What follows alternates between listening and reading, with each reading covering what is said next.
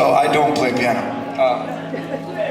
No, I really don't. I write on the piano. I like to write on the piano.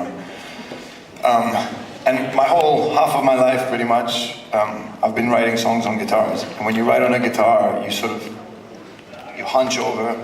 It's a very introvert experience. It becomes like a limb. It becomes part of your body. You're crouching downwards.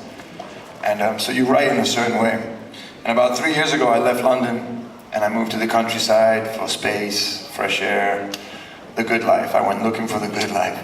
And the first thing I thought I should do, if I'm going to try and find the good life, is get a piano, because finally I wasn't living in an apartment and I could get a piano in the kitchen.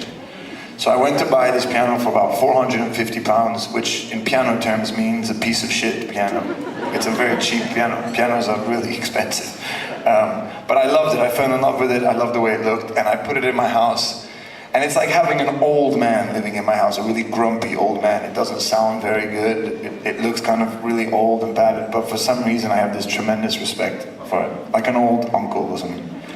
And the first time I sat at the piano, when I put it in my kitchen, I was so proud. And I sat down, and for some reason I did this. As if I'd been playing piano my entire life and I was about to break into Beethoven. That's not what happened. It was more like... but the piano does that. It sort of demands this respect from you. And then the next thing that happened was interesting. Not knowing how to play, I just kind of found myself staring at it. And my piano at home is like this, but a bit taller.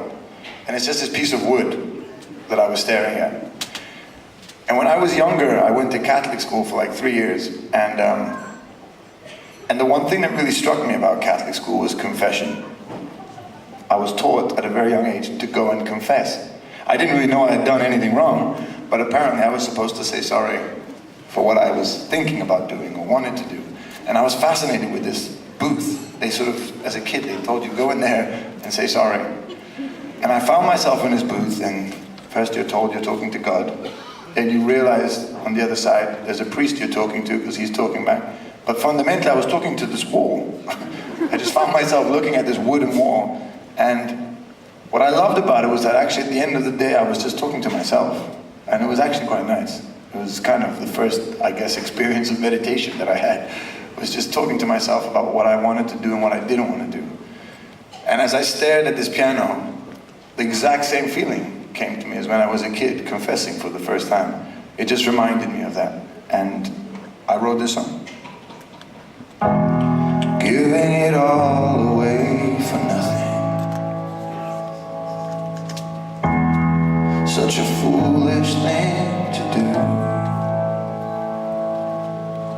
I'm always looking for that extra something. When my everything is you. 'Cause there's a fear that burns a fire in my soul. When I'm face to face with things I can't control. So this is my confession, my deep and darkest secret. I've been acting like my demons, doing things I thought I'd never do. So I'm asking for redemption, I'm asking for forgiveness. All these things I've done to